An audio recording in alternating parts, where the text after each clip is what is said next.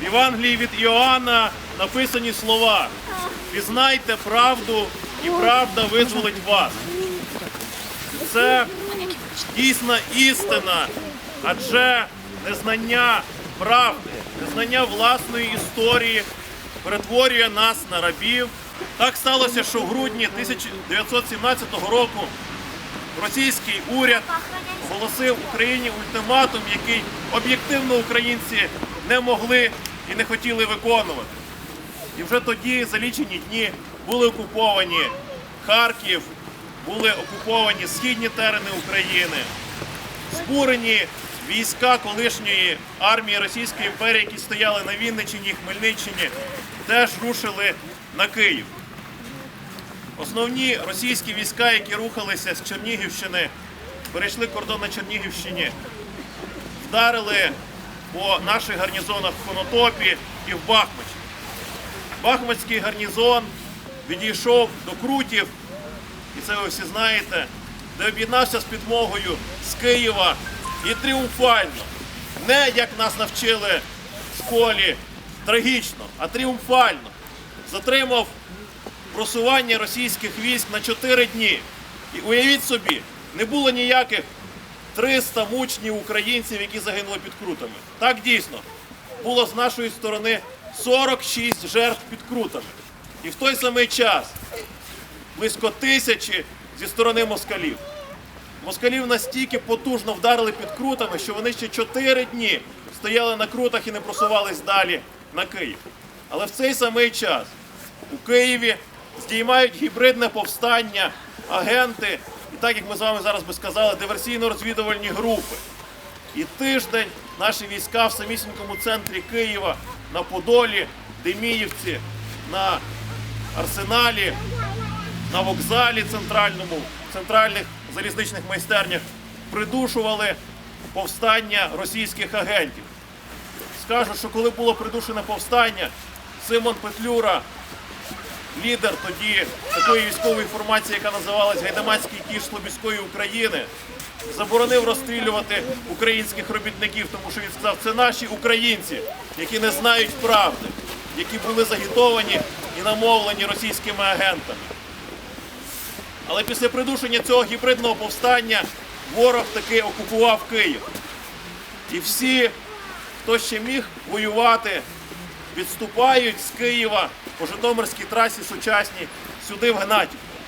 І тут в Гнатівці 9 лютого 1918 року опиняється весь світ нашої армії.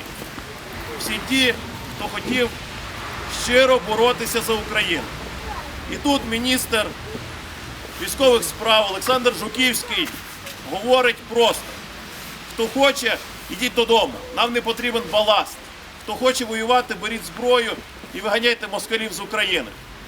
Тут був підписаний указ військового міністра про створення першого підрозділу українських збройних сил регулярної армії Української Народної Республіки. Тут був створений легендарний Запорізький загін, який потім був розгорнутий в Запорізький корпус.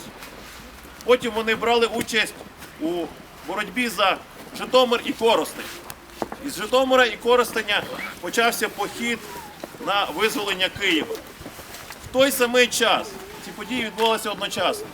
28 лютого 2018 року з колишніх вояків Російської імператорської армії, патріотів, з активістів, українців у Василькові формується добровольчий батальйон, який називався «Вільне козацтво Васильківщини». І вони теж за покликом душі, не за закликом гучних промов, беруть у руки зброю, звільняють спочатку теперішню станцію, теперішнє село Калинівка, станцію Васильків, звільняють Фастів, об'єднуються з Фастівським гарнізоном. І що дуже ілюстративно, дорогі, що і тепер, і тоді можна провести багато історичних паралелей. Тоді, у березні 2018 року, хороше питання, чому війська не брали участь великі, потужні, які лишилися після Першої світової тут в Україні, не брали участь у війні з Росією. А тому що старі російські начальники не вигадали нічого іншого, як проголосити нейтралітет. Вони боялися відповісти російським окупантам. Тому в руки зброю брали тільки відчайдушні патріоти. І тоді, наприкінці 17-го, на початку 18-го року, і тепер, влітку 14-го року, Україну врятували добровольці. Добровольчий батальйон. Швиденько сюди на дорогу.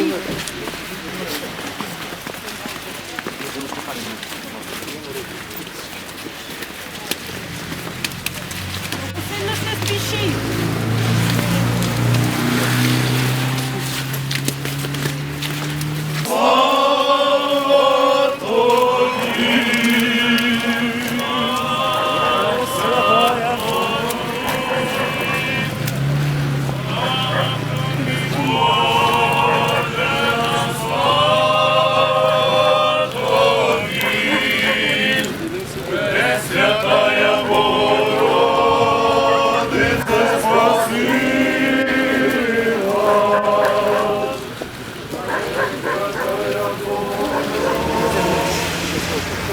Стій.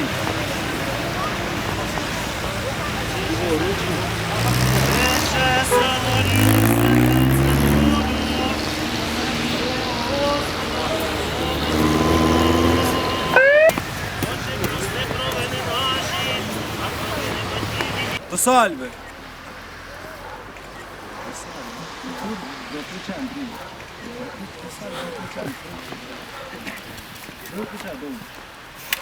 Вогонь! Заряджай! До сальви! Заряджай! До сальви! Вогонь! Розряджай!